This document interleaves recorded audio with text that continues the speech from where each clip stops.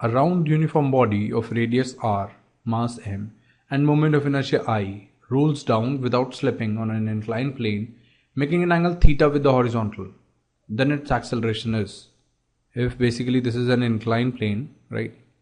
This is making an angle theta with the horizontal, right? This is making an angle theta with the horizontal.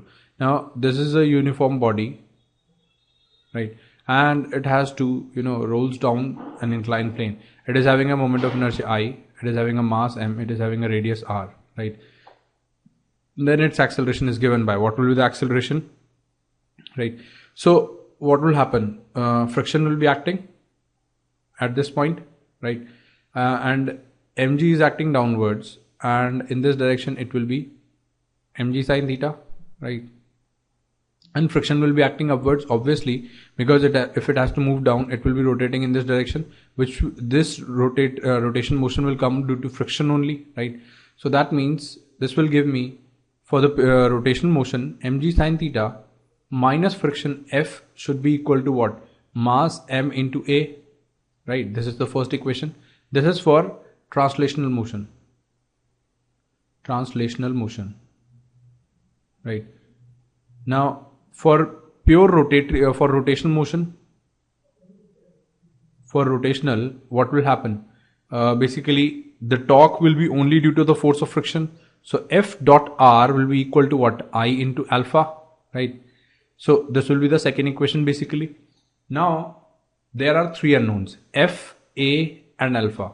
And there are two equations. So that means we need one more equation. It is saying that it is rolling without slipping. So that means what? At this point, for pure rolling, what happens is, at this point, the acceleration should be same. The acceleration, net acceleration of this sphere should be same as the acceleration of the inclined plane. But inclined plane is at the rest. So that means if this is rotating, this is basically our body, and it rotates rotating like this. So it is having acceleration A. This point is having acceleration A in this direction and R alpha in this direction, right? So for pure rolling, so basically what should happen?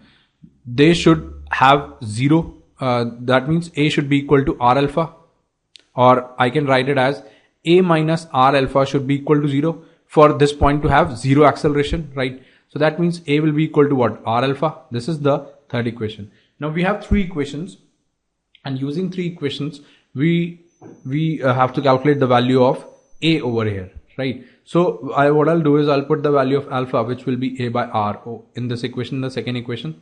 So I'll get F dot R will be equal to I A by R, right? So this we get, and here we can also get the value of F. F will be equal to what? I A by R square, right?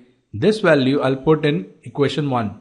So what will I get? I'll get mg sine theta minus IA by R. This will be equal to what? M into A,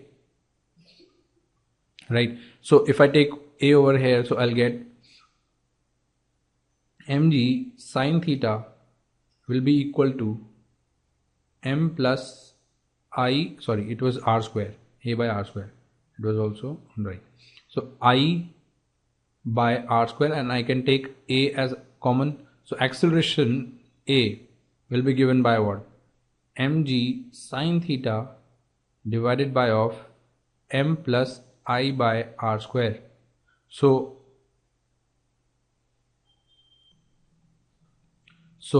I can take M common in the numerator, because if I see the options, it's only G sine theta. So what I'll do is I'll divide the denominator by M. So what will I get? I'll get G sine theta divided by of 1 plus I by M R square, right? So this is the correct answer. So that means option B is correct.